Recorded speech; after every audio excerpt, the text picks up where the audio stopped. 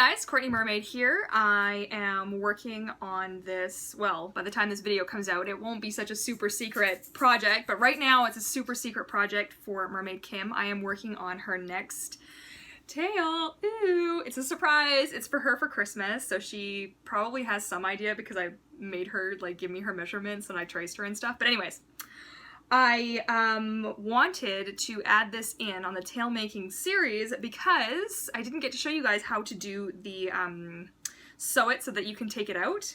I'm referring of course to the monofin, which I'm just about to start now and I almost forgot to film it, so here it is. I will show you guys quickly what I'm up to and then yeah.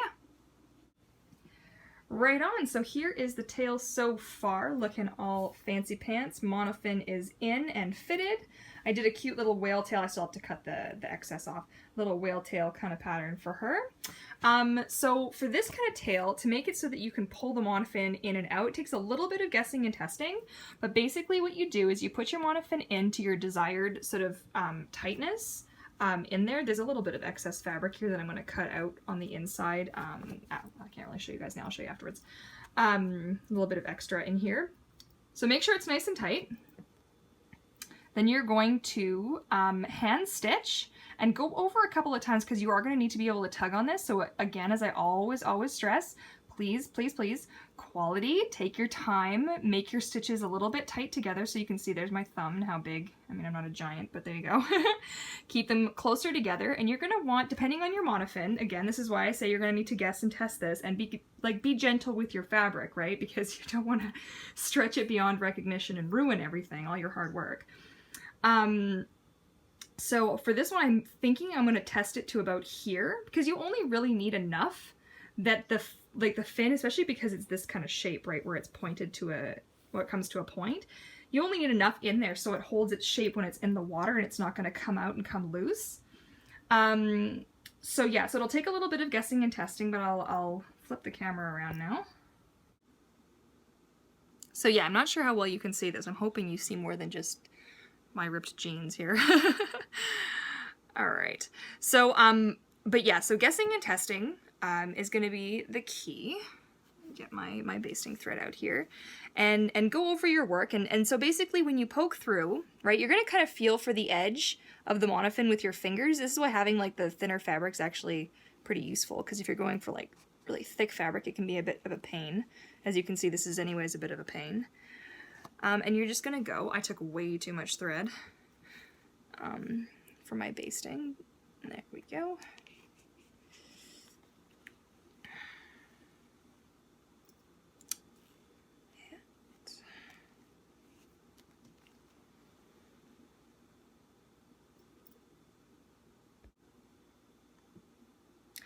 Okay, and when you've decided that you've reached a point, which is a good point to stop, which I have here, you're going to want to loop back on your stitch a couple of times. And so what I mean is you stopped here, now go back a step and go forward again.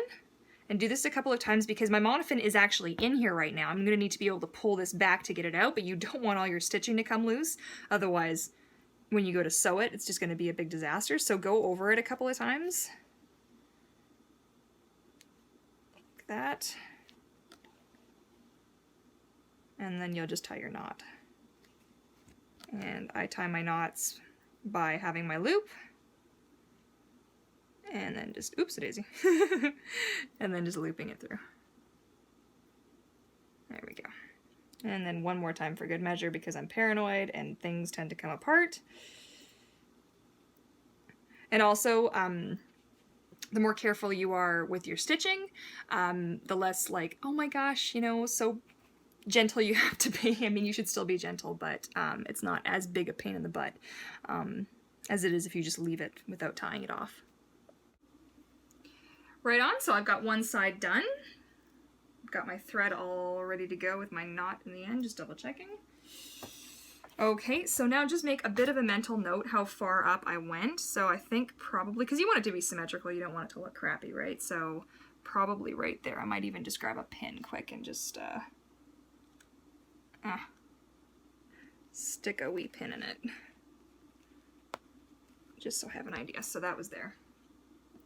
And then I will just do the same thing up this side. Okay, so I was lucky enough to actually get this right the first try, which is amazing. Since I haven't made a tail in this style using the Aquarius fin yet, so this is a bit finicky right now, though. It's so much wider than the kids' fins, so it's a little bit different. But there we go. Okay, so there it is. You can see my basting. You can see where it's puckered a little bit. That's why you want to have the extra overlaps, because otherwise it wouldn't have puckered, it would have just come completely loose. Okay, so now for this, you do not flip the tail inside out for this. When you sew this, you're actually gonna sew like just right up the front. And some of you are going to be like, oh, well, it seams and it doesn't look nice, and you don't actually see it when you're swimming with it. So underwater and in footage and stuff, you don't notice it. So you can also disguise it with sequins. You can also all kinds of pretty sequins and little dotties and stuff. And then you get the fringe in there, and that makes a whole look for itself too. So there are a lot of different ways of doing this and like disguising stuff. This, for me, it's the simplest, it's the easiest to maintain. And just overall, I've enjoyed doing tails this way, so I give it the thumbs up.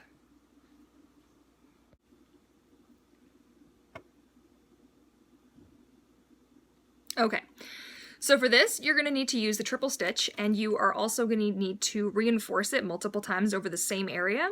So I would use, for going back and forth, because the triple stitch anyways goes back and forth a couple of times, I use a regular stitch to get myself started.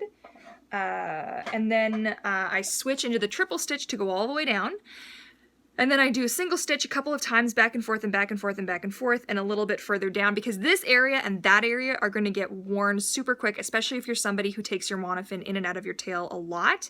In these tails, if you aren't using your monofin for another tail, you can just leave it in to air dry. That way you don't actually have to take it out, because this breathes really, really well. It's not an issue. But if you are somebody who likes to swap monofins and tails a lot, then you're going to want to really, really reinforce it. Just because you're going to want to. Okay, so now I'll actually show you guys what I'm doing. I've already done the other side between that clip and this clip. So it was regular stitch, back and forth, and then switch it into my triple stitch. And for this one, I'm going on the inside of the line. So the fringe is on this side, the actual tail skin is on that side. My basting is here, and I'm trying to go a little bit on the inside, because it's always good to err on the side of being a little bit tighter in the monofin area than it being a little bit looser.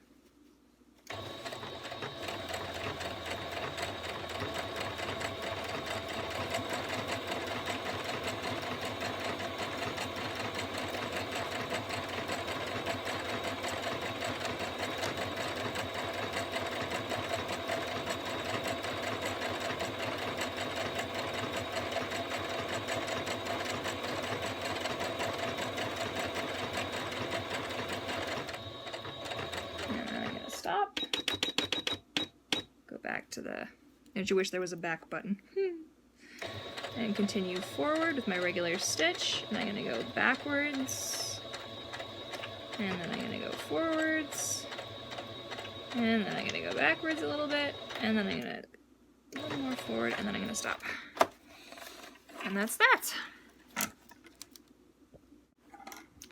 Right on. Okay, so this should be pretty much good to go. You can see there my basting and my stitching. Of course, you can see how nice and hard it is to actually see that they're stitching there. Nobody gets that close to, I mean, kids will sometimes get that close to your tail, but that's not the issue, you know what I mean? So functionality-wise, this is a really good way to make a tail skin that you can get your monofin in and out of. Very handy. And now all I have to do is cut out the basting. I think I might trim out some of the inside stuff too, because there's a little bit of extra, I can actually show you guys now. Some of that stuff is a little bit bulky still in the fluke area, so I'm going to trim that down. But otherwise, that's pretty much all there is to that. I'm super excited for this tail. It's going to get sequins on it as well. It's going to be so pretty. I hope she likes it. I guess I'll know by the time I post this video whether or not she likes it. So, yeah, that's that. Happy swimming, happy tail making. See you guys later. Bye.